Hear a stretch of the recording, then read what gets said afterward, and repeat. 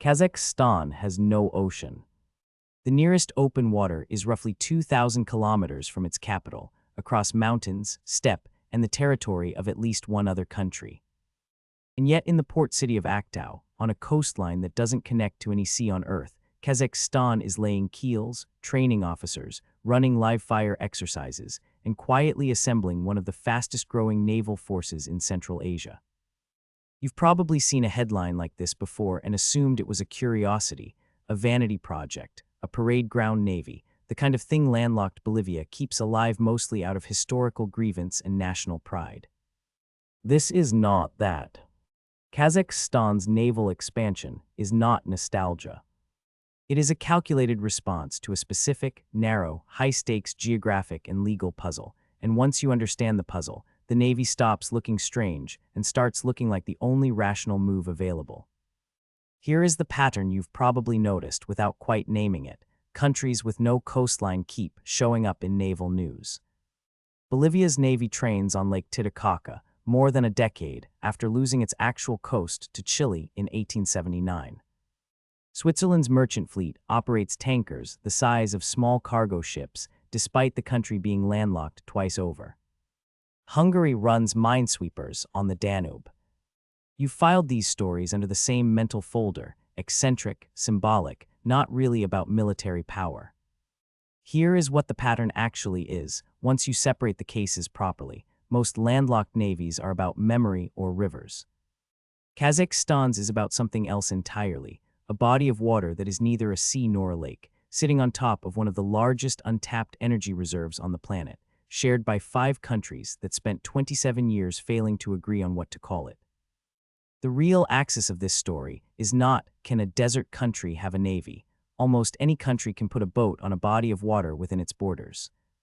The real axis is this: Kazakhstan sits on the shore of the Caspian Sea, a body of water so legally ambiguous that the 5 nations surrounding it spent nearly 3 decades arguing over whether it counts as a sea or a lake, and the answer to that question determines who owns the oil beneath it, who controls shipping across it, and whether any outside military power is even legally allowed to operate there.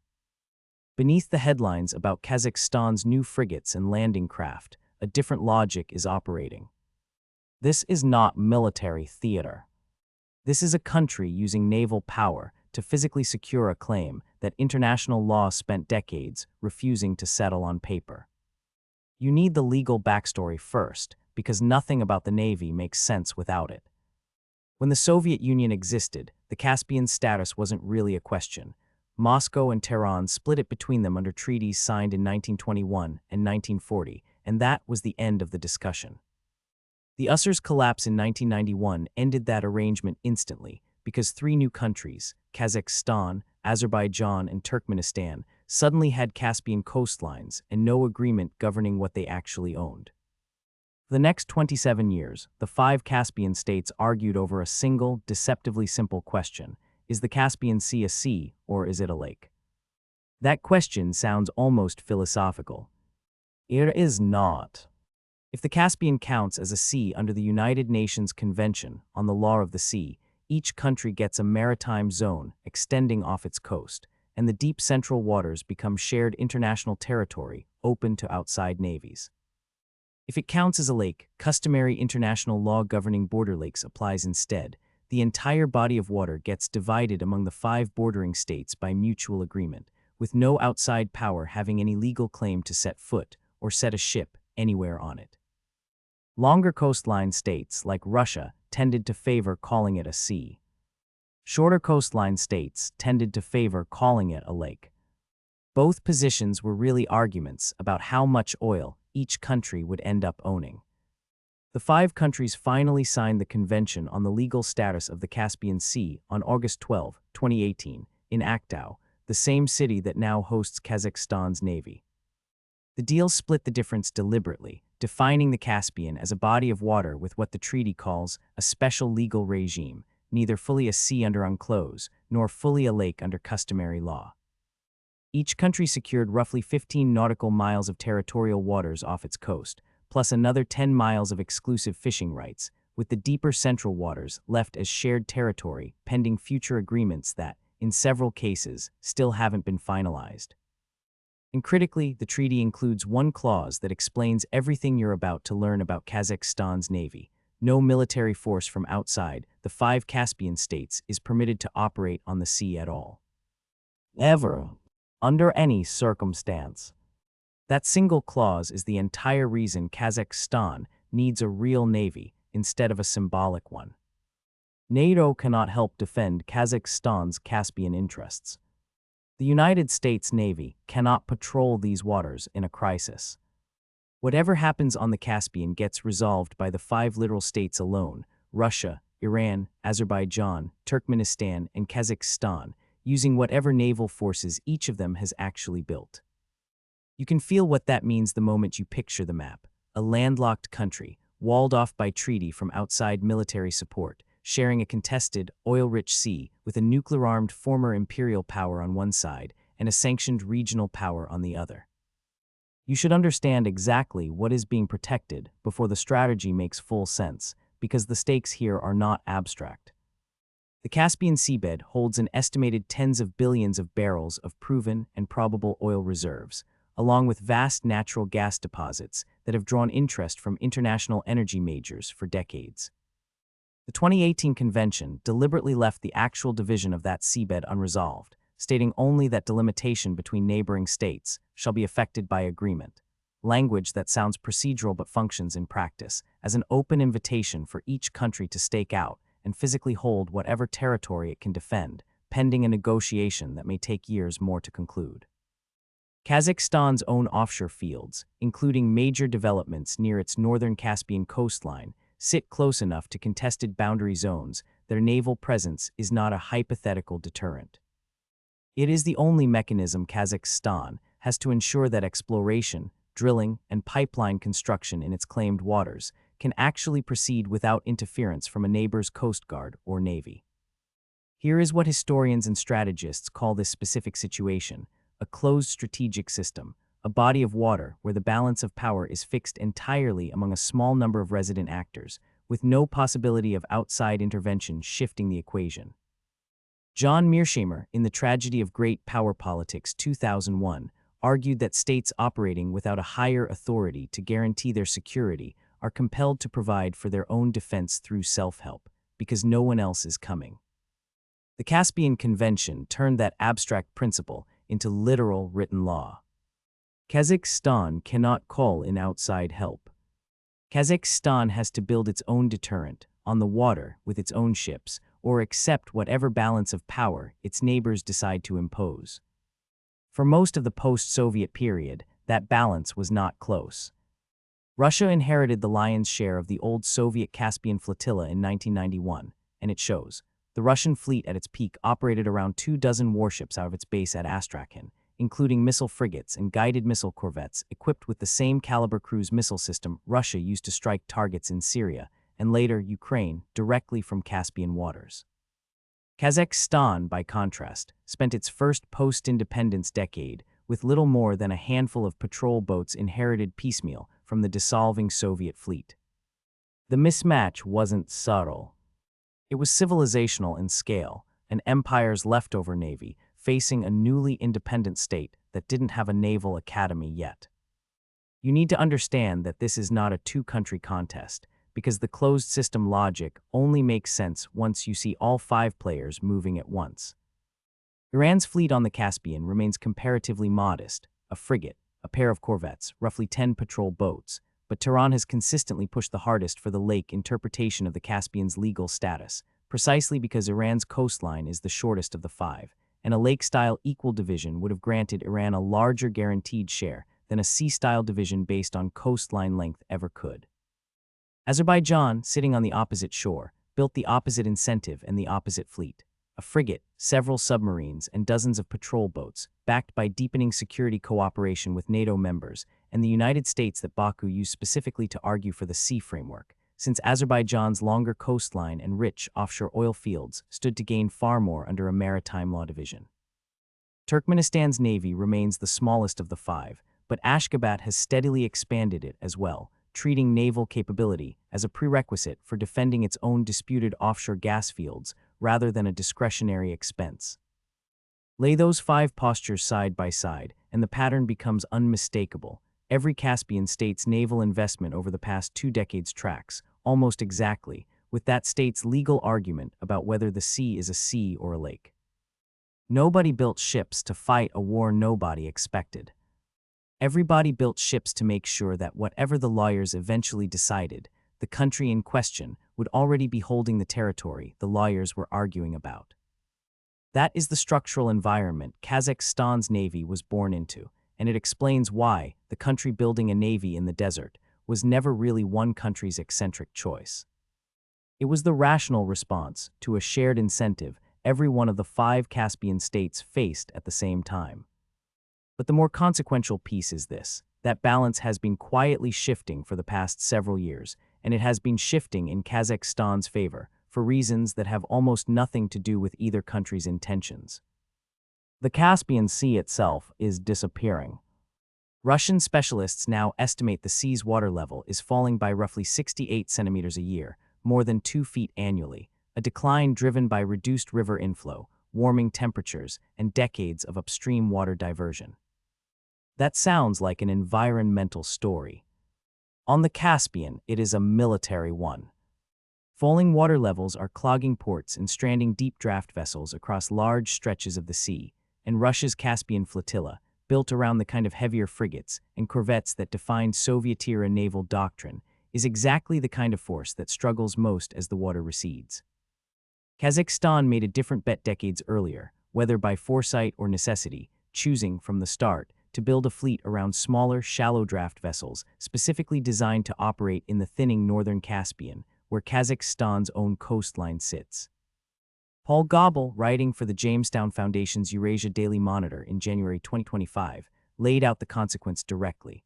Falling water levels are degrading Russia's structural naval advantage on the Caspian, while simultaneously improving Kazakhstan's relative position, because Kazakhstan's smaller ships were never built to need the depth Russia's larger fleet requires. You can watch this shift happen in real time if you track Kazakhstan's shipbuilding timeline.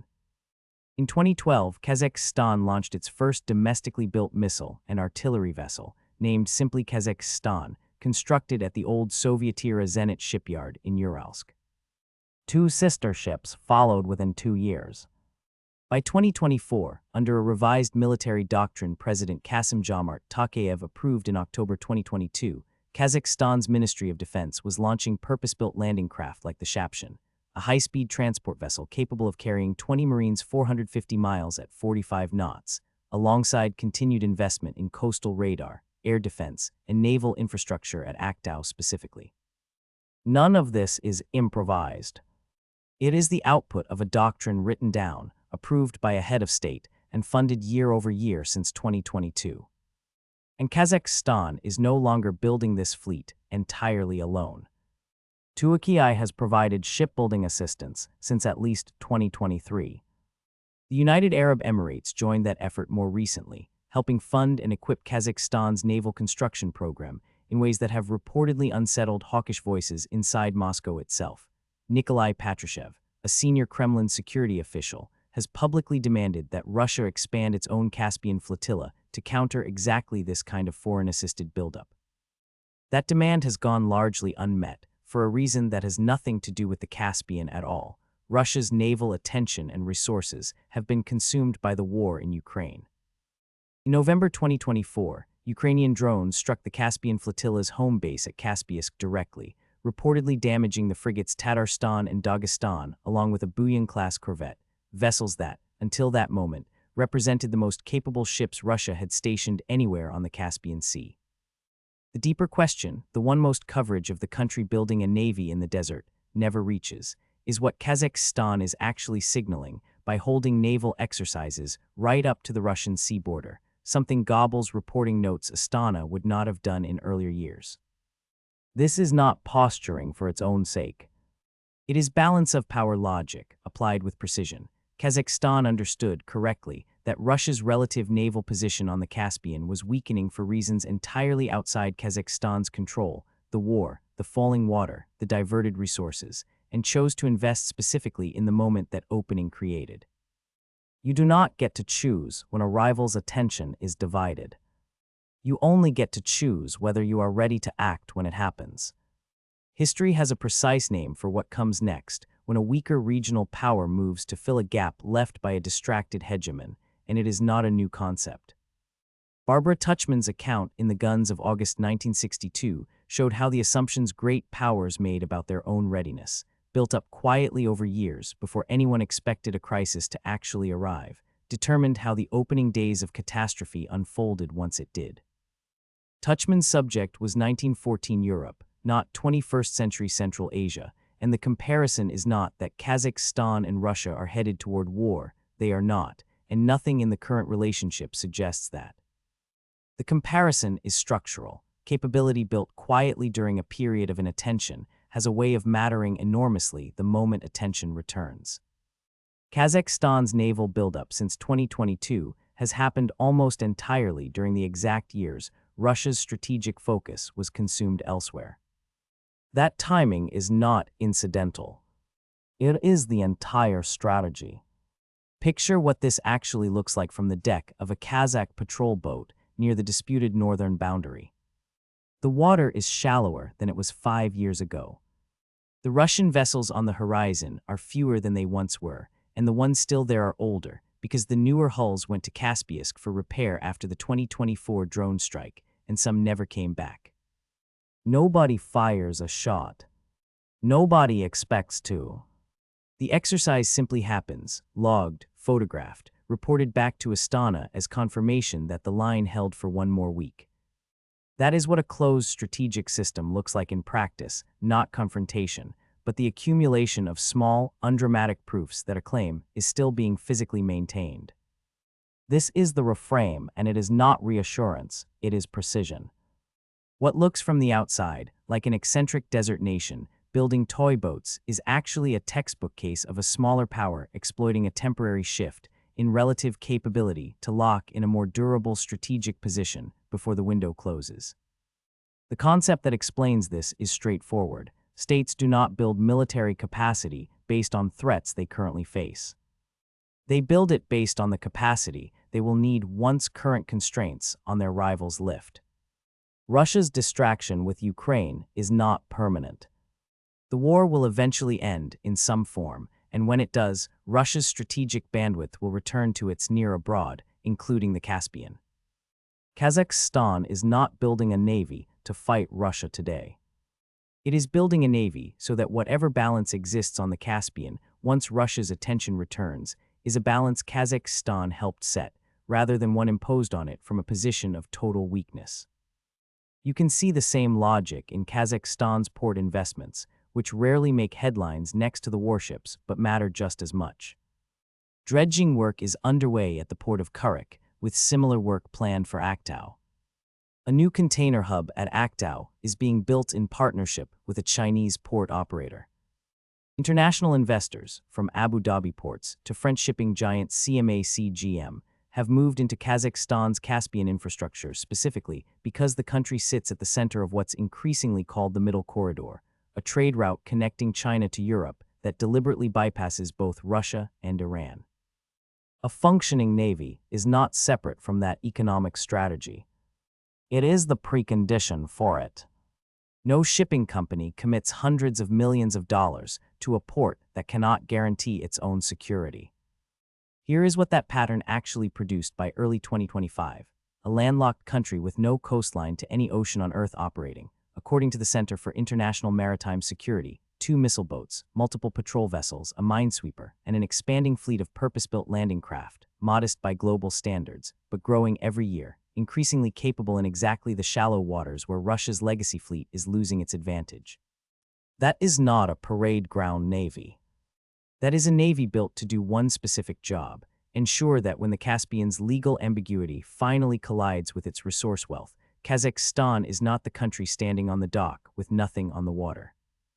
The structural logic here does not predict a war. It does not predict who wins a future dispute over Caspian seabed rights, or whether Iran and Azerbaijan ever resolve their own competing claims in the southern Caspian, where significant boundary disputes remain unsettled even 7 years after the 2018 convention was signed. What the structural logic does demand is this: In a closed strategic system, where outside intervention is foreclosed by treaty and the only security available is self-provided, every capability gap eventually gets filled by someone. Kazakhstan made the decision, years ago, that the someone filling its gap would be Kazakhstan itself.